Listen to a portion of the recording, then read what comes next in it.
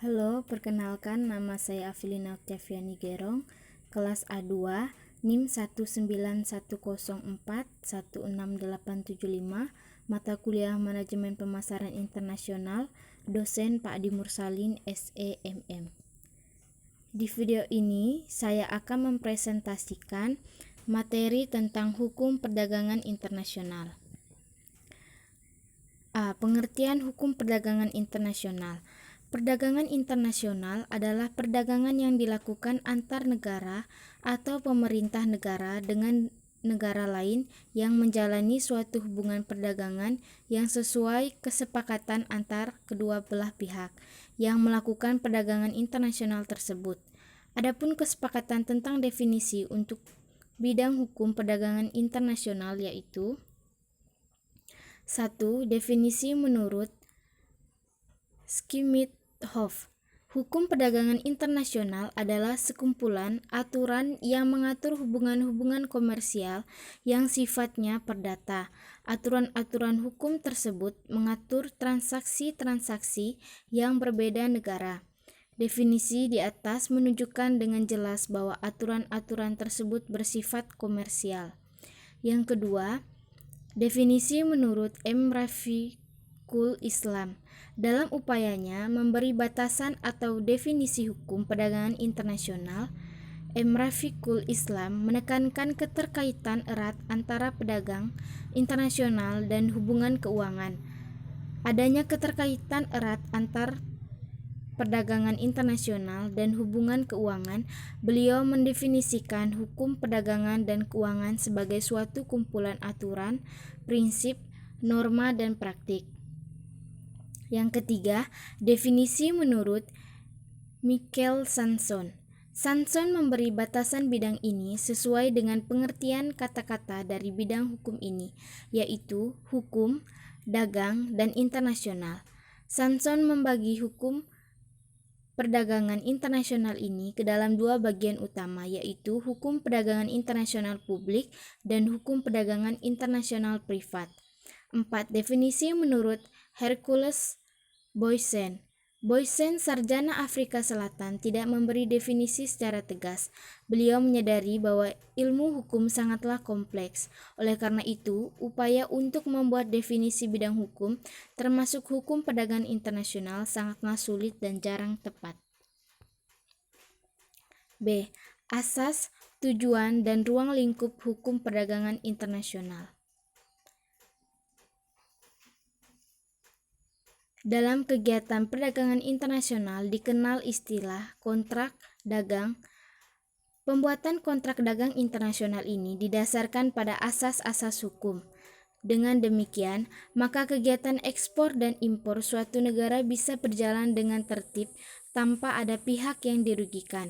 Aturan pembuatan kontrak dagang ini juga ada dalam hukum dagang internasional. C. Tujuan hukum perdagangan internasional. Aturan ini dibuat dengan tujuan yang pertama, perlindungan kegiatan perdagangan yang menjadi satu-satunya cara membangun ekonomi suatu negara. Yang kedua, mencapai perdagangan internasional yang stabil. Yang ketiga, menghindari kebijakan dan praktik perdagangan nasional yang merugikan negara lain. Yang keempat, meningkatkan volume perdagangan dunia. Yang kelima, menciptakan perdagangan yang menguntungkan bagi pembangunan ekonomi setiap negara. Yang keenam, meningkatkan standar hidup manusia. Yang ketujuh, memberi lebih banyak peluang lapangan kerja. Yang kedelapan, mengembangkan sistem dagang multilateral yang menciptakan kebijakan perdagangan yang adil dan terbuka bagi semua negara. Yang kesembilan, meningkatkan pemanfaatan dalam pemakaian sumber kekayaan dunia sehingga bisa meningkatkan transaksi jual beli. D. Ruang lingkup hukum perdagangan internasional. Hukum perdagangan internasional merupakan bidang hukum yang berkembang cepat. Ruang lingkup bidang hukum ini cukup luas.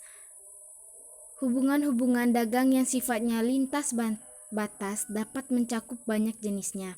Dari bentuknya yang sederhana, yaitu dari barter, jual beli barang atau komoditas, hingga hubungan atau transaksi dagang yang kompleks. Pendekatan hukum perdagangan internasional. Luasnya bidang cakupan dalam hukum perdagangan internasional membuat cakupan yang dikajinya sulit untuk ditidak tumpah tindih dengan bidang-bidang lainnya. Misalnya dengan hukum ekonomi internasional, hukum transaksi bisnis internasional, hukum komersial internasional, dan lain-lain. Adapun tujuan dari hukum perdagangan internasional adalah yang pertama, untuk mencapai perdagangan internasional yang stabil dan menghindari kebijakan-kebijakan dan praktik-praktik perdagangan nasional yang merugikan negara lain.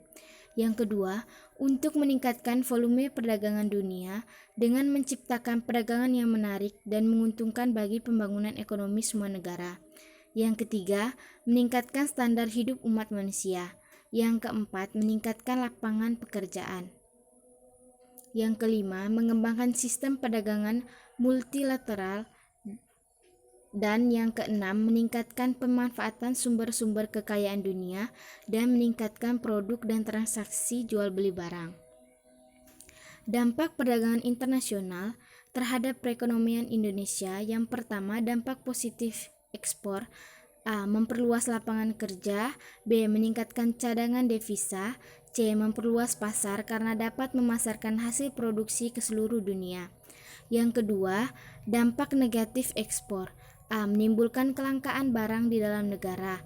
B. Menyebabkan eksploitasi besar-besaran sumber daya alam.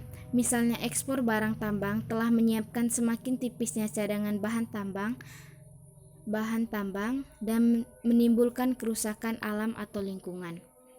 Yang ketiga, dampak positif impor. A. Meningkatkan kesejahteraan konsumen kepada masyarakat Indonesia dapat menggunakan barang-barang yang tidak terdapat di dalam negeri. B. Meningkatkan industri dalam negeri, terutama yang bahan bakunya berasal dari luar negeri.